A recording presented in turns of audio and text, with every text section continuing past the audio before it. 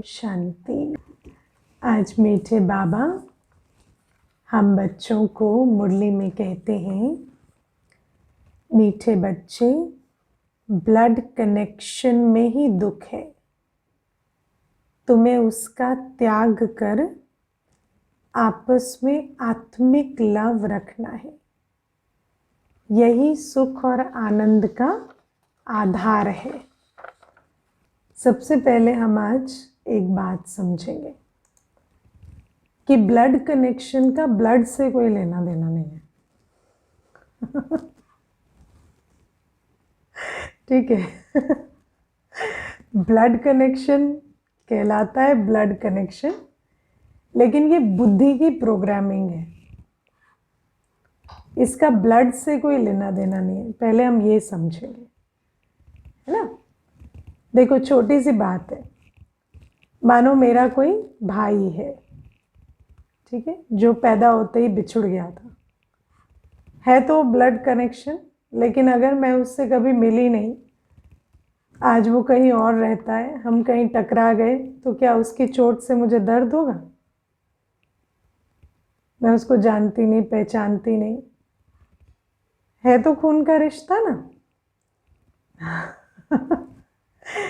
तो खून का रिश्ता इज नॉट द प्रॉब्लम। इसको हम पहले समझें। कहलाता खून का रिश्ता है, लेकिन उसमें खून का कोई लेना देना नहीं है। ये सारा यहाँ है, ठीक है। क्योंकि अगर ऐसा होता तो भले किसी को आप जानो ना जानो, अगर ब्लड रिलेशन है तो वहाँ दर्द होता। लेकिन ये एक प्रोग्रामिंग है जो हमें बचपन से कराई जाती है। ये तुम्हारा भाई है, ये तुम्हारी बहन है, ये तुम्हारे बच्चे हैं, ये तुम्हारे माता पिता है, इनके साथ तुम्हारा दर्द का रिश्ता है। ये हमें प्रोग्राम किया जाता है। ऐसा नहीं है कि कोई हमें इंस्टिंक्टिवली होता है, ऐसा कुछ नहीं है, ठीक है। तो इसको पहले विचार करना अच्छे से, है ना। तो दोष खून का नहीं है। चक्कर उसका नहीं है। जब हम पहले इस बात को समझेंगे ना, क्योंकि हम लोग खून का रिश्ता कह के ऐसे बना देते हैं जैसे ये बहुत नेचुरल चीज़ है, लेकिन ये कोई ऐसी नेचुरल चीज़ नहीं है। ये मोह खून से नहीं आता है। ये मोह एक प्रोग्रामिंग है जो कराई जाती है,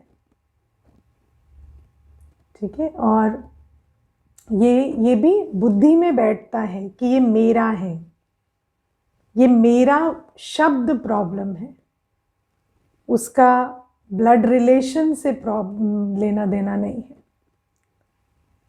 ठीक है। तो इसको हम पहले पक्का करेंगे। दूसरी बात, ब्लड रिलेशन में दुख इसलिए होता है क्योंकि हमारे अंदर ये प्रोग्रामिंग की गई है कि तुम्हारे बीच दर्द का रिश्ता है। हम कितनी बार बचपन से सुनते हैं, किसी के सुख में सुखी हो ना हो, दुख में दुखी जरूर होना चाहिए। कितनी बार सुनते हैं हम, बचपन से हमें यही बताया जाता है कि रिश्ते की पहचान ही यही है कि तुम उसके दुख में दुखी हो। अब मान लो 4-5 रिश्ते, कोई ना कोई कभी ना कभी दुखी है ही। अब आपके ऊपर एक मोरल लाइबिलिटी है कि आप हमेशा उसके साथ दुखी रहो। तो 5 में से कभी कोई दुखी है, कभी कोई दुखी है, और आप हर एक का साथ निभा रहे हैं, दुखी रहते रह रहे हैं, है ना। आज संडे है तो वो दुखी है, तो आज इसके लिए दुखी रहना है। कल मंडे एक दूसरा दुखी हो गया है तो उसके लिए दुखी रहो, क्योंकि ये दुख की दुनिया है। और हमारे अंदर ये मोरालिटी फीड की गई है कि हर दुखी के साथ दुखी होना हमारी एक ही तो मोरल ड्यूटी है, तो वो हम निभा रहे हैं, ठीक है। तो ये हमें दुख की जो लेन देन है, ये हमारे अंदर प्रोग्राम कर दी जाती है कि एक तो जिसके साथ तुम्हारा ब्लड रिलेशन सो कॉल्ड है, उसके साथ तुम्हें दुख में शामिल होना पड़ेगा, और फिर वो ऐसा बना दिया जाता है कि उसके दुख से हम दुखी होते ही होते हैं। या फिर अगर मान लो कि वो दुखी होने की चॉइस ले रहा है ना, कोई व्यक्ति दुखी रहने की, दुखी होने की वो कर्म की गति चुन रहा है, तो भी आपको अलाउड नहीं है कि आप अपने आप को इमोशनली डिटैच कर लें। आपको परमिशन सोसाइटी नहीं देती है ना। अगर मान लो एक भाई है, वो अपनी जीवन शराब पी के, जुआ खेल के बर्बाद कर रहा है, और दूसरा भाई अपनी जीवन को संभाल रहा है, तो उसको कहेंगे नहीं, तुम उसे ठीक करने में अपनी जीवन लगाओ, तुम क्यों अपने जीवन यहाँ लगाते हो, तुम उसे ठीक करने में अपनी जीवन लगाओ, वो तुम्हारी ड्यूटी है ना। तो ये नहीं सिखाया जाता कि जो सुख का रास्ता चुन रहा है उसके साथ हमें साथी बनना है, नहीं, हमें सिखाया जाता है जो दुख की चॉइसेस ले रहा है उसके साथ तुम्हें साथी बनना है, ठीक है। और वो भी दुख ले के साथी बनना है, सुख दे के साथी नहीं बनना है। तो ये सारी बातें हमारी प्रोग्रामिंग में है। अगर आप इसको बहुत डीपली सोचेंगे, ये सोशल कंडीशनिंग बहुत डीप है और जन्मों से चली आती है। इसके बाद तीसरी बात जो है, जो आज बाबा बहुत अच्छे से हमें समझाने की कोशिश कर रहे हैं, बाबा ज्ञान का सागर है, सुख का सागर है, प्यार का सागर है, शांति का सागर है, आनंद का सागर है। अब हम बाबा से अपना वर्षा ले सकते हैं। हम संगम युग में आए हैं, हम मुरली बच्चों के लिए चलती है ना। तो हम जो आज मुरली सुन रहे हैं, जिन्होंने आज मुरली सुनी है, तो हम बच्चों के पास वो ऑप्शन है कि हम बाबा से अपना वर्षा ले सकते हैं। लेकिन हर बच्चा वर्षा लेने से पूरी तरह से, है ना, कोई कितना ले रहा है, कोई कितना ले रहा है, सब पूरा वर्षा क्यों नहीं ले पा रहे, इसको हमें विचार करना है। बाबा आया है, बाबा हमें संपूर्ण रूपेण ज्ञान स्वरूप बनाकर प्रेम स्वरूप, आनंद स्वरूप, सुख स्वरूप में स्थित करना चाहता है। लेकिन बाबा कहता है इसमें एक्सचेंज है ना, इसमें एक्सचेंज करना पड़ेगा। तुम्हें अपना तन, मन और धन एक्सचेंज करना पड़ेगा, है ना। मन मनाभाव होना पड़ेगा, है ना। तन से पवित्र जीवन और धन को सफल करना पड़ेगा। बाबा कहते हैं ये एक्सचेंज ऑफर है। अगर तुम्हें बाबा से वर्षा चाहिए तो तुम्हें वारी जाना पड़ेगा, यही बोलता है ना बाबा, बिना वारी गए तो वर्षा नहीं मिलता। अब प्रॉब्लम ये है कि हमें तो यही सिखाया गया है कि तुम्हारा तन मन धन तुम्हारे ब्लड रिलेशन को कमिटेड है ना। कोई अदृश्य कॉन्ट्रैक्ट है जिसके अधीन तुम्हारा तन मन धन उनका है। अब वो कॉन्ट्रैक्ट कहाँ है वो नहीं पता, लेकिन वो अनरिटन कॉन्ट्रैक्ट है जिस पर हम सोशली चलते हैं, जिसको बाबा कहते हैं ना, बच्चा पैदा हुआ और वारिस बना। तो ये कॉन्ट्रैक्ट है। हमारा तन मन धन हमारे लौकिक परिवार का है, हमारा समय, हमारा संबंध, हमारा प्यार, हमारा सब कुछ किसके लिए है? उन 4 आत्माओं के लिए है जिनके साथ हम एक छत के नीचे रहते हैं। अब वो जो हमारा वो अनसेड कमिटमेंट है, उसके कारण आज जो बाबा कहते हैं ना कर्म बंधन, कर्म बंधन क्या है? आप थोड़ा तन सफल करोगे ना, आपको लगेगा जैसे उनका लेके बाबा को दे दिया। मन मना भाव हो रहे हो, 5 मिनट लग रहा है, अच्छा उनका टाइम लेके ना बाबा को दे दिया, ठीक है। थोड़ा धन सफल करते हैं, लगता है पता नहीं उनका हक लेके बाबा को दे दिया, है ना। कमाते आप हैं, तन आपका है, मन आपका है, लेकिन ये जो अंदर बिठाया हुआ है, जो ये लगता है कि हमारा सब कुछ उनके प्रति कमिटेड है, और वहाँ से जब इधर लगाते हैं, वैसे तो वहाँ से नहीं लगाते हैं, है ना, कभी उनका था नहीं, लेकिन ये जो भ्रम हमने पैदा किया हुआ है उसके कारण हम लगाते ही नहीं। उसके कारण वो मैं और मेरे का चक्कर ऐसा है कि हम सफल करते ही नहीं। और सफल करते नहीं तो बाबा से वर्षा मिलता नहीं। अब कितनी छोटी सी बात है कि सफल करने से वर्षा मिलता है, लेकिन हम किसके चक्कर में सफल नहीं करते? इस ब्लड रिलेशन वाली प्रोग्रामिंग के चक्कर में हम सफल नहीं करते, है ना। छोटी सी बात है, आप योग में बैठे, युगल ऑफिस से आ गए, है ना, वो माता हो भाई हो जो भी हो, आपके युगल ऑफिस से आ गए। अब आप योग में बैठे हो, पहले आप बाबा की याद में बैठे थे, अभी आप क्या सोच रहे हो? वो बैठे आके चाय के लिए बैठे और मैं योग कर रही हूँ, ठीक है। फिर चलो आप योग से उठे, आपने चाय बना के उनको दे दी। अब आप विचार करें, हो सकता है बिस्किट भी मांगते हो, मैं योग में बैठी हूँ इसलिए बिस्किट मांग नहीं पाएंगे। उसके बाद आप उठ के पूछ भी आए, आपको चाय के साथ कुछ चाहिए तो नहीं? उन्होंने कहा नहीं। अब आप योग में बैठे, फिर आपका विचार चल रहा है, कहीं वो सोच तो नहीं रहे होंगे पहले आगे पीछे योग क्यों नहीं किया, मेरे आने के बाद बैठ गए। तो ये क्या है? ये कर्म बंधन है। और ये कर्म बंधन क्यों है? संबंध के भान से है। ये जो हमारे अंदर एक बहुत सटल प्रोग्रामिंग है ना, very subtle and very deep, इसके बंधन में हम खुद ही बंधे रहते हैं। किसी ने हमें अभी तक कुछ कहा नहीं है, उन्होंने ना चाय मांगी, ना बिस्किट मांगा, ना कुछ मांगा, पर हम किस बंधन में पड़े हुए हैं? वो बंधन बाहर नहीं है, वो बंधन अंदर है। और थोड़ा और कड़ा बंधन होता है तो बाहर भी होता है, जहां वो कहने भी लगते हैं और प्रॉपर डिमांड करते हैं, और आपको ऐसा लगता है सचमुच मैं रॉन्ग में हूं और वो राइट में है, वो अपना राइट मांग रहे हैं, लेकिन ऐसा कोई राइट कहीं है नहीं। बाबा हमें कहता है तुम मेरे हो, बाय डिजाइन तुम्हारा सब कुछ मेरा है, मेरे लिए है। लेकिन हमें दुनिया ने सिखाया है नहीं नहीं, बाबा का नहीं है, इनका है,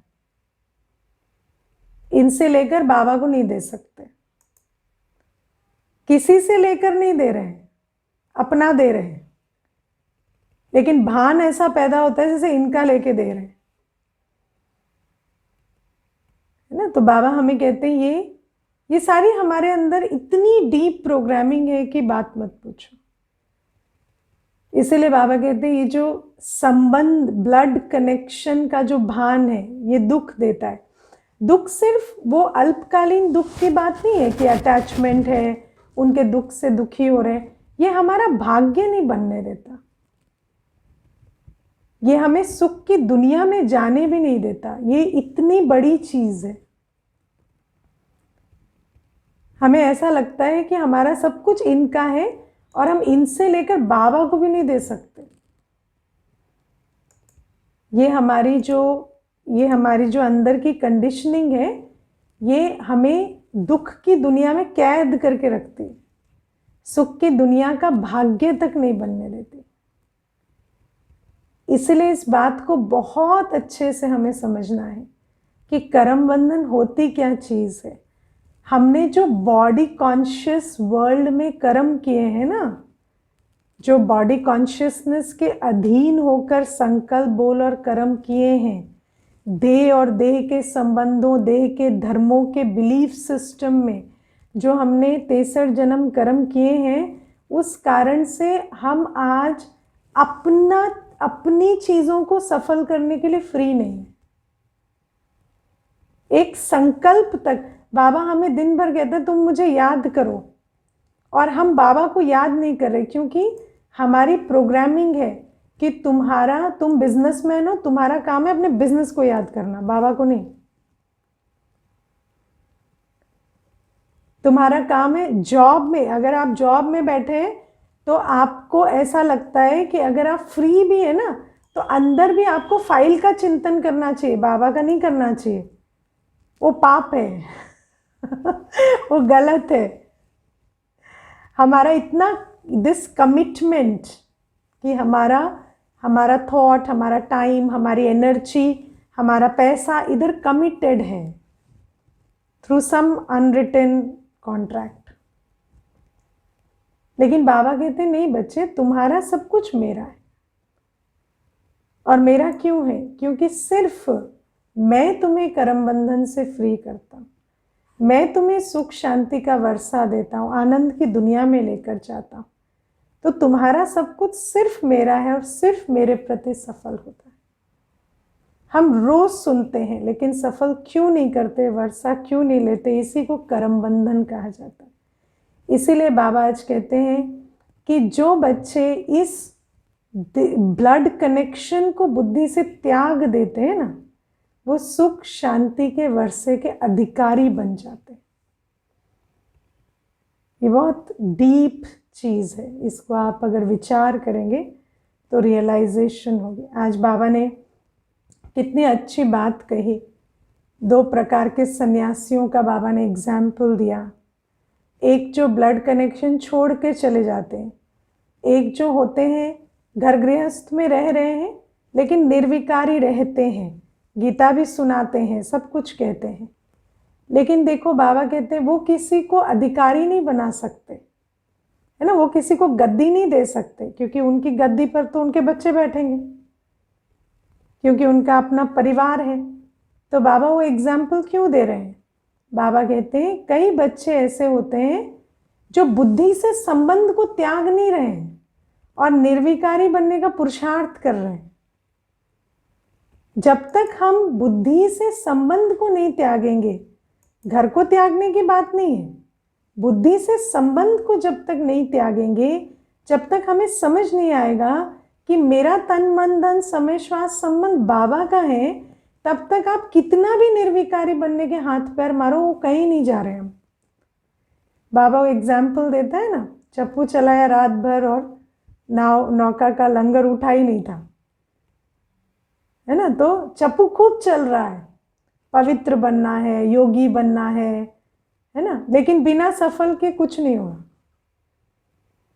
मुझे पवित्र बनना है, मुझे पवित्र बनना है, लेकिन पवित्र बनना है बोलते बोलते भी याद युगल की आ रही है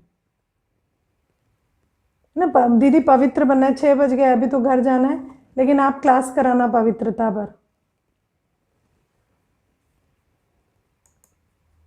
हाँ, 6 से 6, 5 तो तुम्हें रहा नहीं जा रहा है सेंटर पे, क्या पवित्र बनोगे? तो बाबा कहते पहले तो ये संबंध का जो ये बुद्धि में फेर है ना, इसको निकालो। और फिर बाबा हमें कोई ये नहीं कहते कि संबंधों को छोड़ के सेंटर पे आ जाओ, इतनी जगह भी नहीं है, ऐसा बाबा नहीं कहते। बाबा कहते हैं संबंध को बुद्धि से त्याग कर तुम बाप से वर्षा लो, तुम अपना सफल कर कर वर्षा लो। जब तुम प्रेम स्वरूप, आनंद स्वरूप, शक्ति स्वरूप, शांत स्वरूप बन जाओगे, तो ऐसी आत्मा को ये 4 आत्माएं संभालनी कोई बड़ी बात नहीं लगेगी, 3 टाइम का भोजन बनाना कोई बड़ी बात नहीं लगेगी, या एक बिजनेस चलाना कोई बड़ी बात नहीं लगेगी। बाबा कहते एक आत्मा, ब्रह्मा बाबा कौन है? एक आत्मा ही तो है ना। एक आत्मा विश्व परिवर्तन के निमित्त बन सकती है, इतनी ताकत है एक आत्मा में। लेकिन वो आत्मा फंसी पड़ी है उस छोटे से कुएं के अंदर, निकलती नहीं है। निकले तो तुम्हें पता चले कि जिसको तुम इतनी बड़ी बात समझ रहे हो वो तो इतनी छोटी सी चीज है। संबंधों का ध्यान रखना, उनको दुखी से सुखी बनाना, उनकी रूहानी पालना करना क्या बड़ी बात है? तुम उनकी रूहानी पालना किए बिना उनकी जिस्मानी पालना कर रहे हो। जिस्मानी पालना की तो कभी पूर्ति नहीं हो सकती। लोभी का पेट कभी भरेगा? कामी की प्लेजर सीकिंग कभी भरेगी? कभी नहीं भरेगी। पहले बच्चों को लोभी बनाओ, कामी बनाओ, मोह में फंसाओ, उसके बाद अपना सारा कुछ उड़ेलते जाओ, तभी वो शांत नहीं होने वाले हैं। अंधा कुआं पहले बनाओ, फिर उसमें सब कुछ भी झोंक दोगे तो कम ही पड़ेगा। तो बाबा कहते पहले तो अपनी ताकत बनाओ ना, पहले संबंधों से बुद्धि को हटाओ, अपना तन मन धन सफल करो, मन मना भाव बनो। जब तुम्हारे अंदर इतनी ताकत आएगी तो तुम उनको भी आप समान बनाओगे, उनको आप समान बनाओगे तो वो तुम्हारी लाइबिलिटी नहीं, वो तुम्हारे लिए भी ताकत और सारे विश्व के लिए भी एक फोर्स बनेंगे। और बाबा कहते हैं तुम जो ये संबंध के फेर में पड़ के खुद भी शक्तिहीन रह रहे हो, वर्षे से वंचित रह रहे हो, और उनको भी एक लाइबिलिटी बनाते जा रहे हो। ठीक कह रहे हैं कि नहीं कह रहे? हाँ, बाबा तो कभी गलत कहता नहीं है। वो बात और है कि हमें समझ आती अपने समय से। तो बाबा हमें आज ये गुह्य रहस्य समझा रहे हैं, कर्म की गति का रहस्य। और बाबा आज हमें और एक शब्द मुरली में बहुत अच्छा बताते, इटर्नल लव। ध्यान दिया आपने? Eternal love. आज बाबा क्या कहते हैं हम थोड़ा सुनेंगे फिर समझेंगे। बाबा कहते हैं मम्मा को हम माता भी कहते, हम भी माता कहते हैं, ब्रह्मा बाबा भी मम्मा को माता कहते हैं, क्योंकि मैंने भी सारा तन मन धन उनके चरणों में स्वाहा कर दिया। लौकिक बच्चों को नहीं दिया, क्योंकि वो तो ब्लड कनेक्शन हो गया, ये तो इटर्नल बच्चे बनते हैं।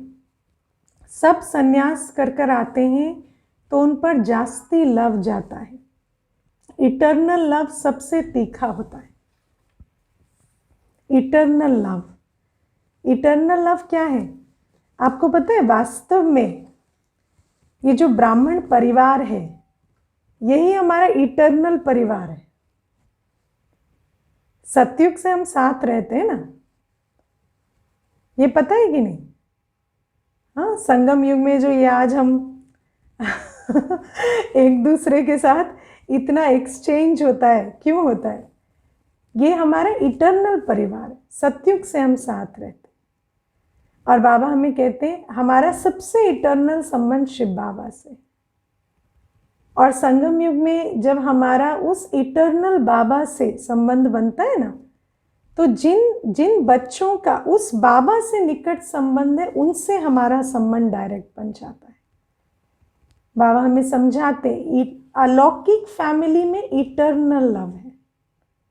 इटर्नल लव क्यों? क्योंकि हम अभी बाबा की श्रीमत पर चल एक दूसरे के सहयोगी बन सब इकट्ठे सतयुग जाते हैं और सतयुग से कंटिन्यू करते हैं इस संबंध को ना। हम दुख का संबंध में नहीं है, हम सुख के संबंध में। दुख का संबंध खत्म होने वाला है, हम सुख के संबंध में सतयुग से शुरू करेंगे। और ये वो इटर्नल फैमिली है जिसके साथ हम पूरे कल्प रहेंगे। तो बाबा कहते हैं जब हमारा लव ब्लड कनेक्शन से बदलकर इटर्नल लव हो जाता है, तो बाबा का लव कैसा हो गया? Eternal love. आपको पता है जब ब्रह्मा बाबा ने, आज तो बाबा ने वो कहा कि स्वाहा गए, मम्मा को इंचार्ज बनाया, है ना? ये कब की बात है? जो 5 दादियों को, मम्मा को बिठाकर जो बाबा ने ट्रस्ट संभालने को सारी जिम्मेवारी दे दी। ये वो बात आज बाबा मुरली में कह रहे हैं। लेकिन जब बाबा अव्यक्त हुए, तब भी आपको पता है कि बाबा की जो लौकिक बेटी और बहू ब्रिजिंद्रा दादी और निर्मल शांतामणि दादी दोनों ही यज्ञ में थे, लेकिन फिर भी यज्ञ में जो बागडोर थी वो प्रकाशमणि दादी और दीदी को दी गई, जिनके साथ कोई ब्लड कनेक्शन नहीं था, है ना? क्यों? क्योंकि बाबा कहते हैं ब्लड कनेक्शन मायने नहीं रखता जब इटर्नल कनेक्शन समझ आ जाता है। जो यज्ञ में शिव बाबा की स्वर्ग की स्थापना के कार्य में कदम से कदम बढ़ाकर चले, वही इटर्नल फैमिली है। पता है कि इनके साथ तो हम सतयुग से आए हैं ना, तभी तो आज ये साथी सहयोगी बनकर शिव बाबा के साथ कार्य संभाल रहे हैं। तो शिव बाबा ही हमारा इटर्नल कंपेनियन है। और शिव बाबा जब आता है तो जिन आत्माओं के साथ मिलकर हम उस इटर्नल युग की स्थापना करते हैं, वही साथी सहयोगी हमारे इटर्नल कंपेनियन है। तो बाबा कहते इस बात को ब्रह्मा बाबा ने समझ लिया कि ये तो एक जन्म का है, लेकिन वो जो अभी शिव बाबा के साथ कार्य कर रहे हैं ना, उनके साथ हम इकट्ठे आएंगे सतयुग से और पूरे कल्प साथ रहेंगे। तो बाबा ने फिर उनको, उन आत्माओं के साथ वो कनेक्शन रखा कि सारा तन मन धन उनको सौंपा कि आप सफल करो, उसका पुण्य का खाता हमें भी मिलेगा। तो बाबा कहते हैं इस ब्लड कनेक्शन और इटर्नल कनेक्शन को समझना है, लेकिन ये आसान नहीं होता, क्योंकि हम इतने जन्मों से देहाभिमान में रहे हैं ना, कि देहाभिमान के आगे देखना, ब्लड कनेक्शन के आगे देखना हमें आता नहीं है। मैं आपको एक बहुत छोटी सी बात इसमें बताती हूँ। एक बहन थी कन्या, तो वो कन्या के माता पिता, लौकिक माता पिता बहुत छोटी आयु में शरीर छोड़ दिए। तो शरीर छोड़ने के बाद वो मामा मामी के पास रहती थी, मतलब पली बड़ी वो मामा मामी के पास ही। तो बाद में कुछ वर्षों के बाद मामा को कुछ मेंटल इलनेस हो गई, एक्यूट डिप्रेशन हो गया, कुछ हो गया। तो वो मामा ना बहुत एब्रप्टली, बहुत एग्रेसिव बिहेवियर में आ जाते, और मामी भी जो थी वो थोड़ी इतना ख्याल रखने वाली नहीं थी। फिर वो कन्या ज्ञान में आई तो काफ़ी उसको राहत भी मिली, बाबा से प्यार भी मिला, सब कुछ मिला। जब वो थोड़ी नज़दीक आने लगी तो मैंने उसको एक बार कहा, अगर आपको ऐसा लगता है कि आप सेंटर पर रहना चाहते हैं, और ऐसी कोई बात नहीं है कि आज ही कमिट करना है, लेकिन अगर आप रहना चाहते हैं अलौकिक परिवार में, धीरे धीरे इंक्लूड होना चाहते हैं और आगे आप डिसीजन लेना चाहते हैं, तो we are there for you. आप ऐसा नहीं सोचना कि आप नहीं रह सकते, क्योंकि कन्या थी और कोई ऐसी लाइबिलिटी भी नहीं थी उस पर। तो उसने मुझे कहा, नहीं दीदी ये तो नहीं हो सकेगा, है ना। लेकिन मैंने उसको पूछा नहीं, क्यों? क्योंकि समझ आता है आत्माओं को। देखो हमारी प्रोग्रामिंग कैसी है, हम कितने भी दुख में उस घर में रह सकते हैं, क्योंकि वो मामा मामी है ना, क्योंकि हमें पता है ये ब्लड कनेक्शन है। लेकिन इतने सुख में यहां रहने का आइडिया उसको सूझता नहीं। पता भी है सुख है, शांति। आज बाबा कहता है ना, आते हैं चक्कर लगाते हैं, जब धीरे धीरे अनुभव होता है यहाँ सुख है, शांति है, तो वारिस भी बनते हैं। बाबा आज मुरली में कहता है, लेकिन वो जो सुख शांति का अनुभव करने में भी बहुत टाइम लगता है। ये पहचानना कि वहाँ दुख है, यहाँ सुख है, वहाँ झूठ है, यहाँ सत्य है, वहाँ मनुष्य है, यहाँ शिव बाबा है, वहाँ विनाशी है, यहाँ अविनाशी है, बहुत टाइम लग जाता है। क्योंकि बुद्धि में धारणा होने के लिए पवित्र बुद्धि चाहिए, और पवित्र बुद्धि बनते बनते इतना समय लग जाता है। तो हम भी समझते हैं कि उस आत्मा का कोई दोष नहीं है, क्योंकि उतनी समझ नहीं आती हमारी बुद्धि में। वो कभी सोच ही नहीं आई कि हम अलौकिक परिवार में सेटल हो जाएं। लौकिक में रहना, लौकिक में चलना, दुख में, चिंता में, कष्ट में, अब्यूज में, मार खा के, गाली खा के, बदनाम होके भी रह जाते, लेकिन बाबा के घर में रह जाएं कभी सोचते नहीं समझते कि ये मेरा अलौकिक परिवार है। इसीलिए बाबा कहते हैं ना, बहुत कम होते हैं जो इस इटर्नल संबंध को समझते हैं कि ये है असली, यही है, सतयुग से लेकर चला आता है, वो सब तो टेम्पररी है ना। तो बाबा हमें ये बात समझाते हैं। अब सोचो, वैसे भी ब्लड कनेक्शन, मतलब blood is a part of the body, तो बॉडी विनाशी है तो ब्लड कनेक्शन भी विनाशी है।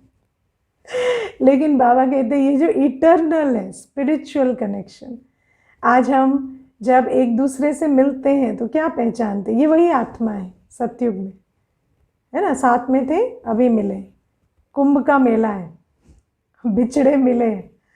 तो बाबा कहते हैं जब ये पहचान के आधार से वो कनेक्शन बनता है ना, शिव बाबा से कनेक्शन बनता है। कैसे? ये वही है जिसको परमधाम में छोड़ के आ गए थे, है ना, और 2500 वर्ष से दुखी होकर पुकार रहे थे, अभी आया है, अभी हमें सुख दे रहा है, अभी इसका बन के सुख लेना है।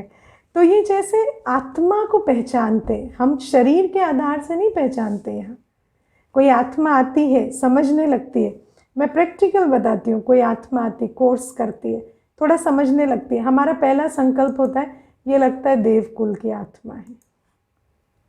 एक ही संकल्प आता है, ये लगता है देवकुल की आत्मा है, क्योंकि ये समझ आ चुका है और कोई कारण नहीं होता किसी के समझने का, है ना। फिर देखते हैं वो स्नेही भी बन गए, सहयोगी भी बन गए, अपने आप ही बनते जाते हैं। क्यों? क्योंकि वो इटर्नल लव है जो खींचता है। लेकिन बाबा कहते हैं इसको भी रियलाइज करने में थोड़ा सा, क्योंकि रूहानी है ना, तो थोड़ा इंटरनली कनेक्टेड होते हैं, तब जाकर धीरे धीरे समझ आता है। तो बाबा आज हमें बहुत अच्छे से ब्लड कनेक्शन और इटर्नल लव, इन दोनों में फ़र्क समझाते हैं। और बाबा आज हमें बहुत अच्छी एक वरदान में बात कहते हैं कि सहयोग की शक्ति का घेराव डालो तो माया कभी भी तंग ना कर सके, है ना। कभी कभी हम विचार करते हैं कि इतने बच्चे हैं बाबा के, है ना। जब शास्त्रों में सुनते थे ना ब्रह्मा की 1000 भुजाएं, यहाँ तो पता नहीं लाखों हो गई है ना, लाखों भुजाएं ब्रह्मा की। शिव बाबा के कितने सालिग्राम हो गए, इतने बच्चे हैं शिव बाबा के, इतना बड़ा यज्ञ है। लेकिन बाबा कहते हैं सत्युग की स्थापना क्यों नहीं हो पा रही?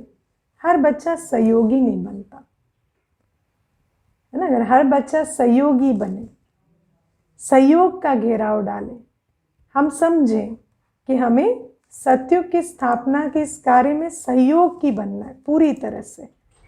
अगर ये बात बुद्धि में बैठ जाए तो इस यज्ञ में कोई कमी नहीं, कोई विघ्न नहीं, कुछ नहीं होगा। सब चीज़ें उड़ती कला से पार होंगी और मैं समझती हूँ सत्युग भी बहुत जल्दी बन जाएगा। तो बाबा आज ये प्रेरणा हमें देते हैं कि सहयोग की शक्ति का घेराव डालो तो माया पर विजय पालेंगे। ओम शांति।